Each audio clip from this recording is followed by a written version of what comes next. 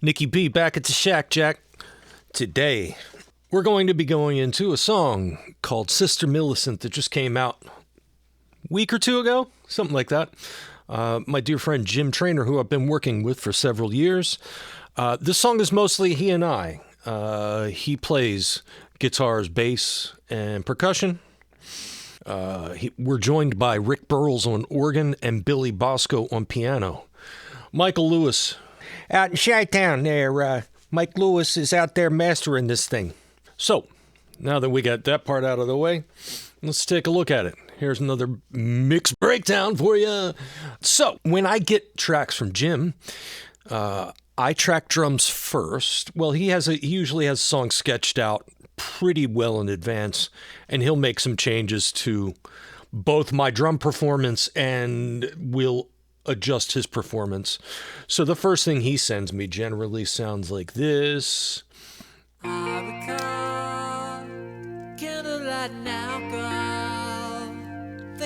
This is just a drumless mix, so you won't hear any drums. We quickly went from good to great, so nothing that would indicate what was coming next. So, with that, he will then send me a guide mix. I'll do a mix of drums once he's edited my drum performance to the way he wants it. He will send it back to me, and then you get stuff like this. This is Jim's guide mix. No debate, we quickly went from good to great, so nothing that would indicate what was coming next. She suddenly woke up and claimed she found the Lord, broke up with me and went with him.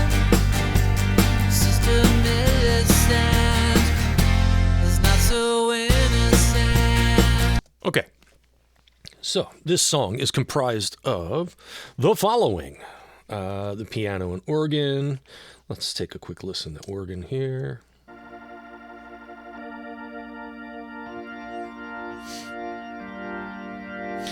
Sounds like it's probably VST, but VST organs are fabulous now. They sound great. And when you add a little room to them, a lot of times they come baked with room in them. And they sound great. Piano's pretty sparse in this track.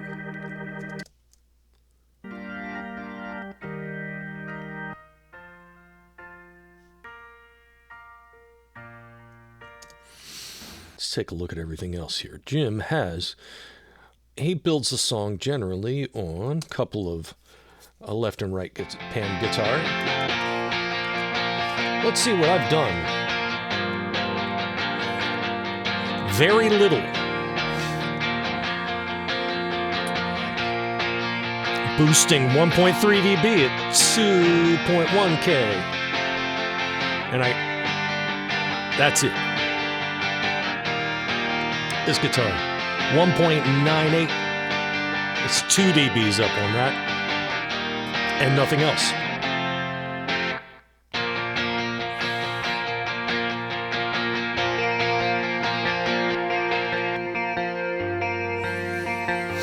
Same deal here, 3 dB at 2.6.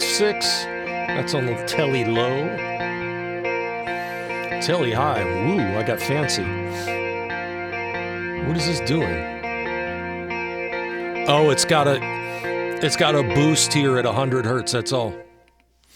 Looking at it going, there's nothing happening. Guitar solo, I got a little bit of, 1.4.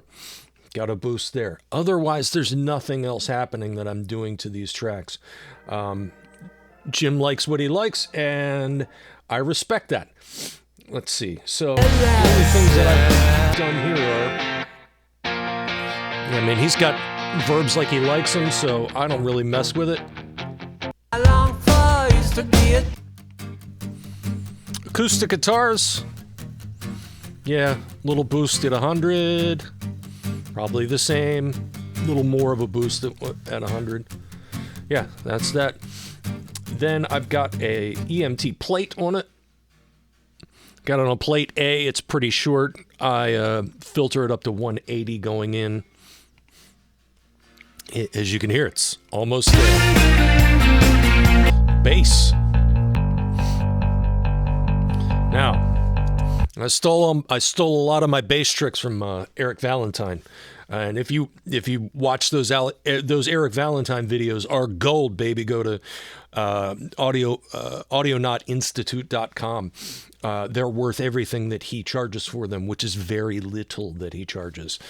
As you can see, I sort of split it up. Like the high end gets pretty saturated with gentle saturation. I put the dynamics up a little flatter so it sort of mashes things up. Mid. Again, I leave the dynamics a little on the compressed side, 75%. I didn't change any of the relative levels here. And the low end, everything you can hear. So here's bass. Let me do bass like it is. Here, I'll take the effects out. That's like it is. Put this back in.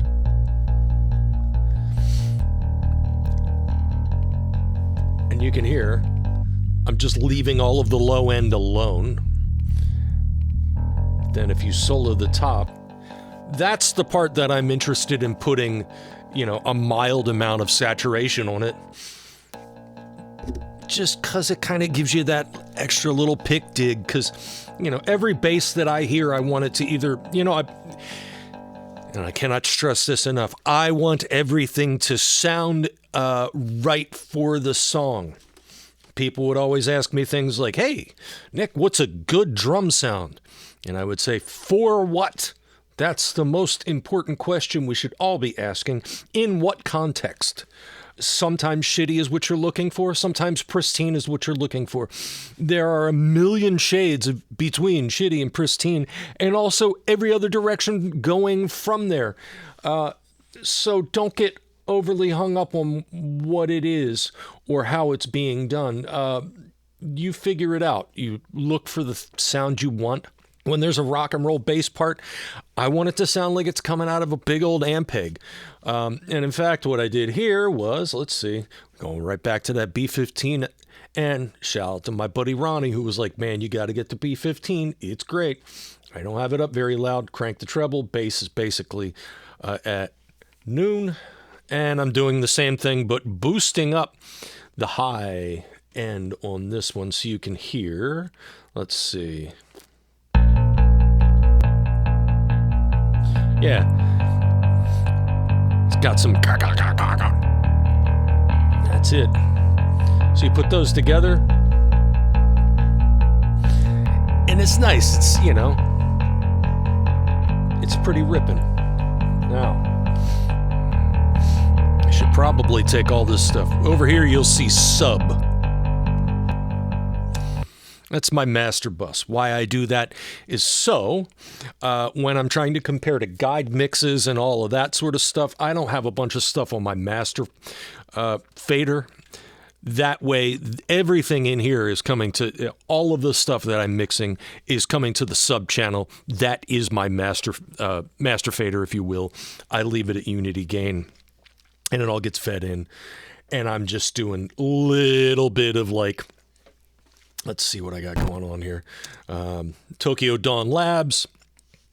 Let me put the whole thing in here. We quickly went from good to great, so nothing that would indicate what would... Mostly just tapping the peaks on snare drum, which is about par for the course. Brightening the entire mix just a little bit, which is, let me tell you, that's dangerous stuff. The Pro MB, I will use that frequently to control, because Jim uses a 5-string bass in a lot of cases, and I will get these low notes that without a fair amount of compression and EQ won't be heard. But then once you get them heard, they're blowing up. They will blow up your subwoofers and blow it up in your car. So not always the way I want to go. So I try to put on a multi-band compressor and just kind of control some of that low end so it stays nice and locked down. I got the Oxford limiter on there doing a bit of soft knee compression. just a little bit. It hits the Studer 800. I got it set at 15 ips. I just love the sound of 15 ips on these Studer machine. And then I just kind of get it, I get the VU at peak, and that's good enough for me. And then I've got the IK Multimedia one, which is doing a little bit of, making things a little more aggressive at the end. Now, let's go to drums here. Let's see what I got going on. Drums. What am I doing? There is a special thing. So when I was coming up for the drum part for this song, I thought, hey, you know what's really the hook here? When I go gang, gang, gang on the toms. So I put this really obnoxious accent verb. And I printed it. I printed that little bit that I wanted going to, that was what's getting sent. So what I'm using is the Baby Audio Crystalline. I got it as big and as wide and as pristine and slightly modulated, no shimmer. The tone's really bright. I just wanted it to pop out so it's like obvious that when I go pow, pow, pow, you get that. And the same sort of deal here in the middle eight.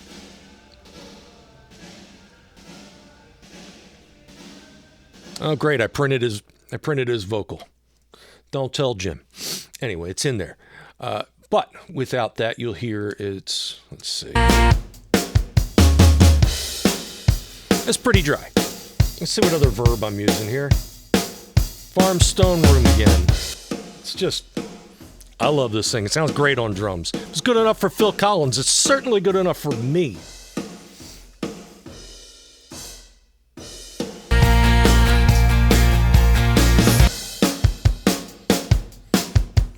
Oh, Lord, I am using a sample. I'll tell you where I got this sample. I stole it straight off of Let's Groove Tonight by Earth, Wind & Fire, because that kick drum is awesome. And I think, yes, I pitched it down almost 2 semitones just to kind of match with where I am on my kick. My kick's fine. Let's hear that. Yeah. It's nice, but when you put it with the sample, yeah, buddy. I'm using, let's see, I got a lot of crap on drums, so Auto Align. Recently, sort of haven't been using Auto Align a ton lately, but let's see, silencer, using the Black Salt audio silencer again. Get the Brainworks SSL 4000E console. What am I doing? Boosting 4K, 6 dB, and then I got a bell at like 55 or 60, and I'm going up like 12 dB, so I'm cranking it pretty good. And then I just put a gate on it, and all that gate is doing is sending a MIDI note over to this kick sample, and it's not affecting the audio in any way. It's already gated with the silencer. I'm just using that to key the sample.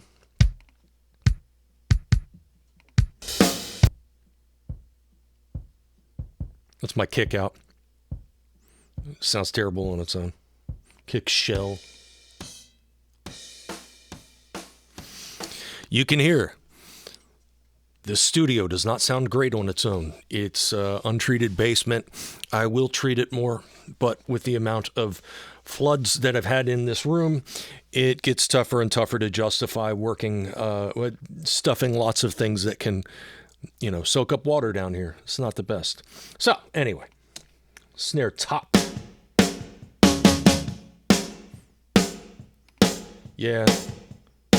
Smashing this up pretty good at 8K. Put a bunch of like 150 on it. Take this out.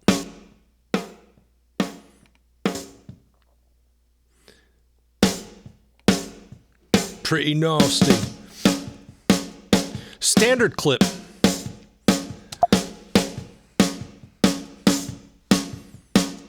Standard clip's like a thing you'll see a lot in mastering, and I'm just like, cool. I'll steal as many mastering things as I possibly can to try and use in drum production because it's great at clipping off fast transient stuff. And I found you can just sort of play with that, especially with snare drum. You can cut the initial attack transient off of a snare drum a fair amount before your brain even tells you anything has happened. And it will allow you to be able to get a lot more snare drum into a mix without having to be like, oh God, I'm hitting, or just compressing it. Compressing it, I've done plenty, but if I don't have to compress a snare drum, I won't. I would rather just chop the top off. It doesn't really, it's just snare drum is an exploding thing. It sounds like if you stand next to one while someone's playing, it's a pretty nasty deal. Snare bottom. In fact, I even put snare buzz on it. Waves Factory. I just wanted it to go hats. Chopped it all off. Let's see. Let's go to the middle section. You can hear the toms.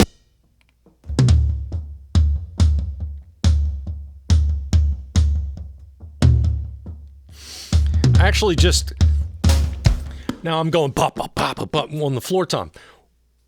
I just let the accents come through and gated the rest because plenty of the other stuff is coming in on overheads, as you can hear in this middle section. You get plenty of nice open tom sound in my overheads without doing much to it. I've got it going to the Studer A800. The smoothing transients off a little bit. Soothe. Yes. Greasy Will hates Soothe, but it's either this or I use Pro Q more up here. Whatever. I just got this set up pretty easily. It's fast. When you got a plappy sounding, live basement, you got to use it sometimes. Or you don't have to. You can use anything. EQ would work just fine. I have it, so I use it. Room sound is this. Let's hear it. Hitting it with the distressor. Pretty boring sounding room. Just making it come alive a little bit.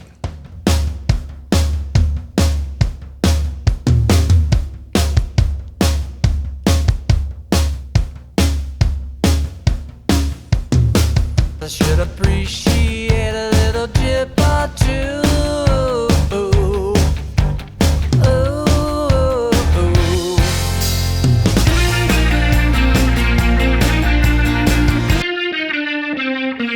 Guitar solo.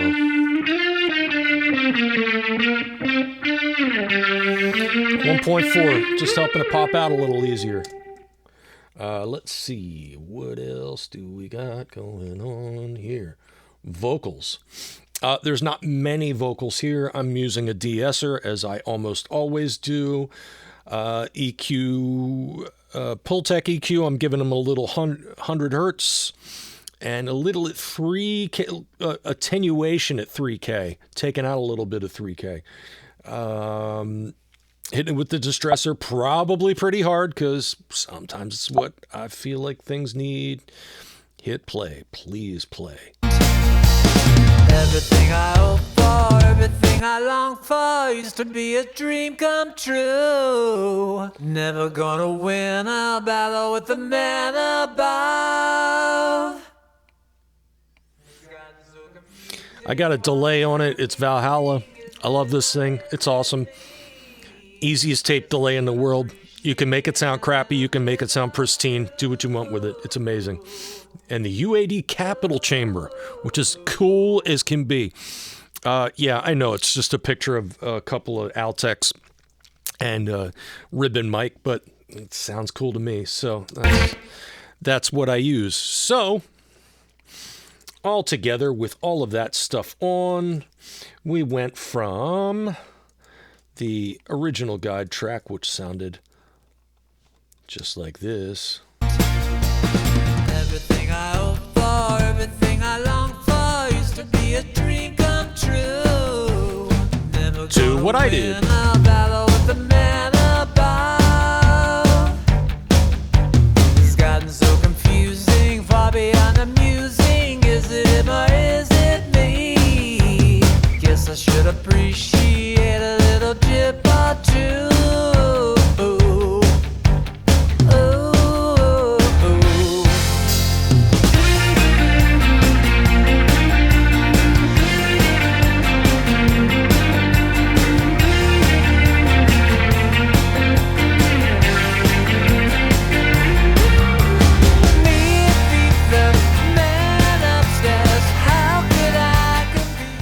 So there it is. That's Jim Trainor's new single, Sister Millicent, mixed by me here at the Bertling Noise Laboratories.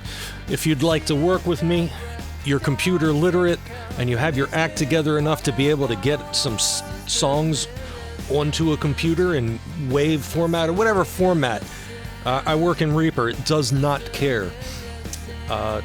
Get in touch with me. We'll talk. Anyway, hope you have a lovely day. See you soon.